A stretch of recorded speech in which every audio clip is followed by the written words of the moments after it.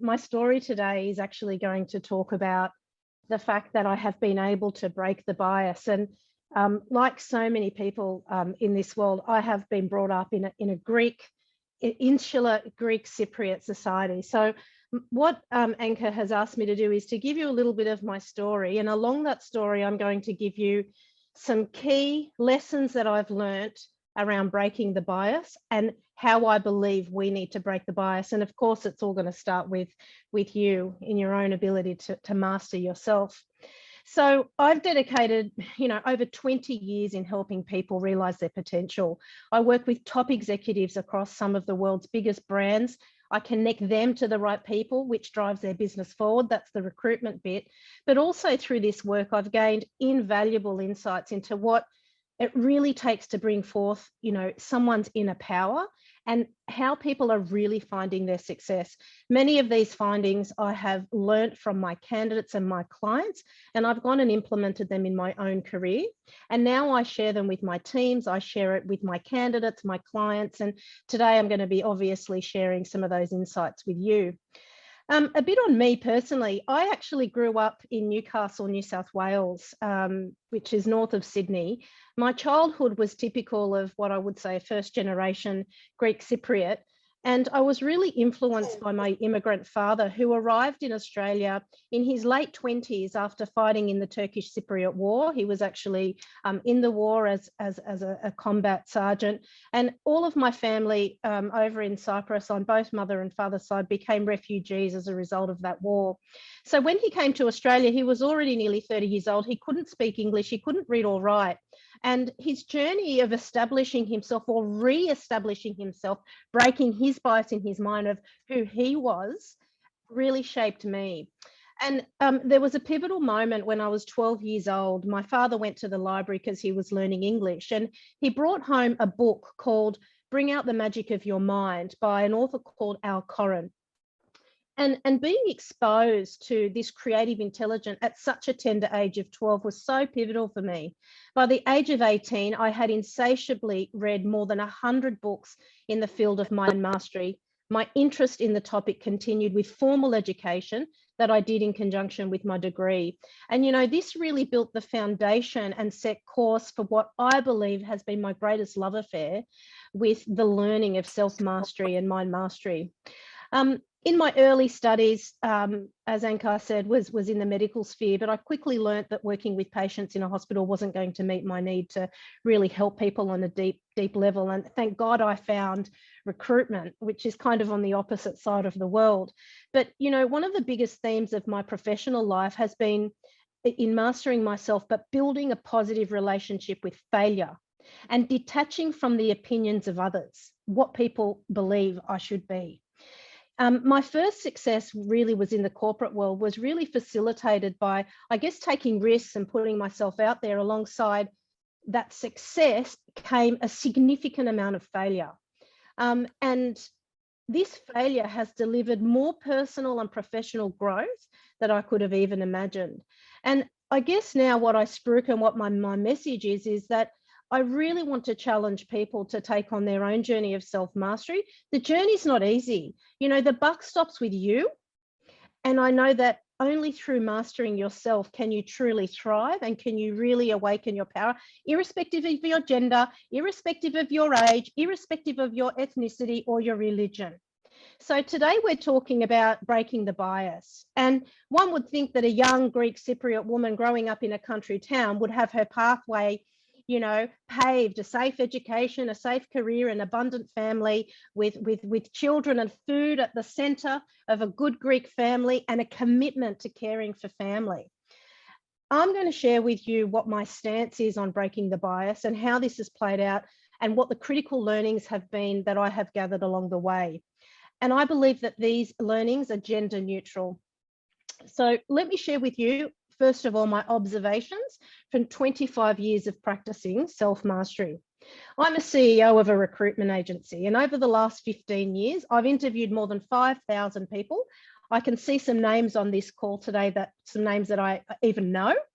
And I speak to about 100 or so unique leaders every week. And all these people share with me their wins and their failures. They share with me their adventures and their responsibilities that hold them back, their dreams, their fears.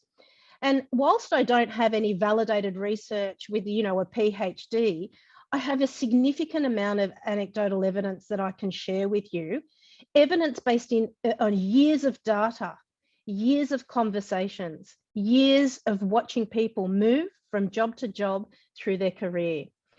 And what I know to be true is that those that have mastered themselves progress irrespective of gender.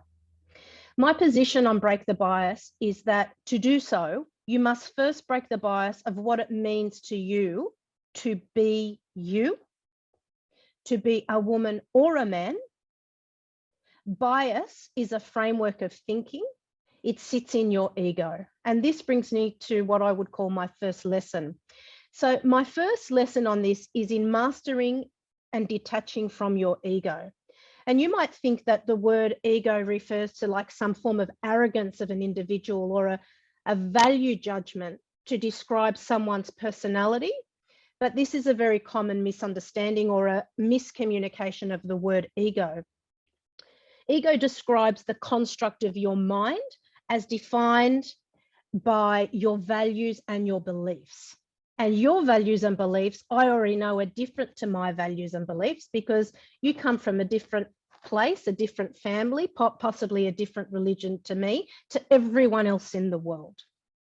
So this framework of thinking that has been given to you from the country you were born in, from the parents that you were born to, has been bestowed on you. Your ego is not a bad thing. Your ego helps you navigate life with a certain midpoint, you could say. It gives you a reference to making decisions. It grounds you in your decisions. But sometimes that ego, that framework, it doesn't serve you. It limits you.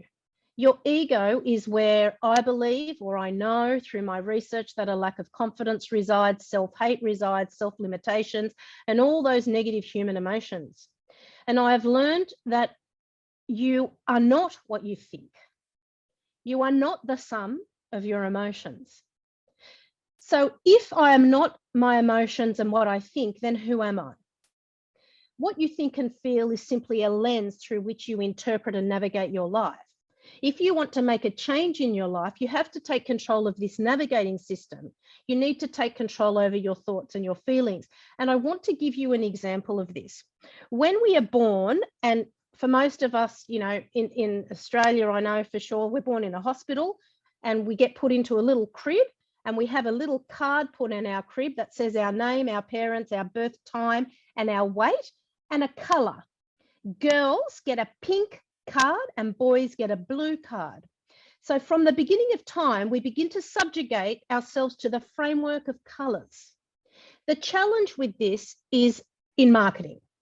So blue is the color of trust and pink is the color of softness. So from birth, our gender is controlled by like a color scheme that means something. It translates as we grow up that males can be trusted and women are soft. Now, this is just one of many frameworks of thinking, and it sits in the ego, and it is one simple example of how you have been molded from the very beginning of time. So my second lesson is really on the detachment from your ego and the detachment from people's judgment of you.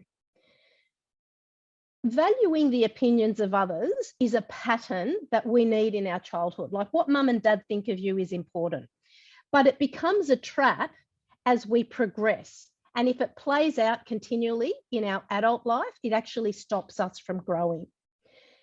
Judgments are essentially stories we tell ourselves to explain what we think has happened. These stories, no matter how invented they may become our truth, and we will remain controlled by these stories within our ego.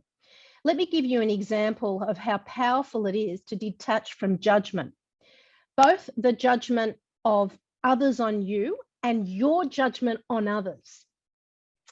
If you worried about or accepted the judgment of others on you, who's running you? Are you running you? Or are the judgments of others, their opinion of you, running you? Other people's perception of you is running you. So in this example, you literally exteriorize your power into someone else's behavior or into someone else's opinion of how you should be running your life. I want to let you know, in my life, I have received so much judgment on the choices I've made. I left medicine after my internship year because my mum got cancer. I didn't want to stay.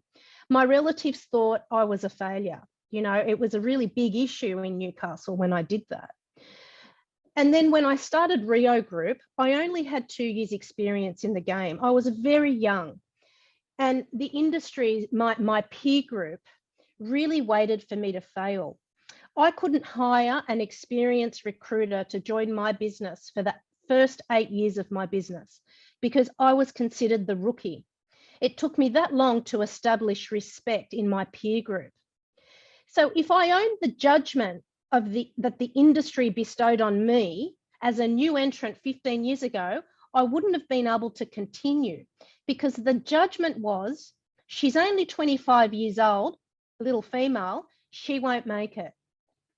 So my message on this is, don't listen to the judgments of others on you, because if you do, they're running you, not you. My third lesson is about building a beloved relationship with failure. I've learned that building a relationship with failure and really embracing failure is the secret to growth. Failure and growth are symbiotic in nature. You can't grow without failure. They're one and the same. So those people who can embrace and fall in love with failure give themselves more pathways for growth. They expand. They have more adventures. We have a negative bias around failure. We fear it. We objectify success and productivity and we minimize failure. And yet failure is the entry point for growth. So if we want to break the bias and allow women to grow, we must create opportunities for women to fail and not be reprimanded for it. Last year, I'll give you a personal example. Last year, I announced 2 acquisitions. One of those acquisitions failed, and it failed in the public arena. I was in industry gossip magazines and on the lips of my competitors. I failed. Well, maybe, or I took on an opportunity. I did a due diligence. You know, I set out to merge with another organization and I pulled out 9 months later. This perceived failure was absolutely painful and very embarrassing from an ego perspective, but I recovered from it pretty quickly. I didn't really care about the opinions of others. I'm setting out on my own adventure. But in doing so, in taking on this, what I call journey of failure, I gained an MBA in, you know, what I call mergers and acquisitions. I understand shareholders agreements now. I know how to value a company now. I know how to read a balance sheet of a company and find holes in it. 2 years ago, I didn't. So this failure has informed growth, and this growth has translated in many positive ways for my business and my family. So I'm not sure if it was failure or if it was growth. The point is, to break the bias, we must enjoy the journey of failure. And women have multiple things going on in their life, and they commonly fail. If they're doing good in their career, the kids aren't doing so good. We hear it all the time. So let's build that relationship and break down this perfectionist idealism. So on International Women's Day and Break the Bias, I just want to say across my life, I have so many situations and major intersections that have been due to me being a woman. My first one was breaking up with my first boyfriend, who was very possessive and didn't want me to study medicine because of his fear of me looking at the genitals of another man. We split that day and I continued on with my journey. Second was when I resigned from my very first recruitment job. I was the #1 biller in Asia Pacific, but I was subjected to sexual harassment and bullying and an intolerable stance from the company not to reprimand the behaviours of the culprits because they were high performers. So they received my resignation that day immediately as well. So my story in that is I have turned my back on some major milestones in my life because I wanted to set precedent for what was right. Never for a minute have I subjugated myself to the notion that your genitals will define you. Your genitals do not define you. And as a medical professional, we learn that your genitals are just another organ that have a function. I can accept that males and females have different like hormonal operating systems, but I believe and I spruik that great leadership has a balance of the masculine and the feminine polarity of power. Masculinity and femininity exist on a continuum. When a male only exhibits, masculine traits, he tends to be aggressive, narcissistic, think Putin and Trump. On the other side, when a woman only displays feminine traits, she tends to be submissive and controlled. You need both masculinity and femininity in balance to be a great leader.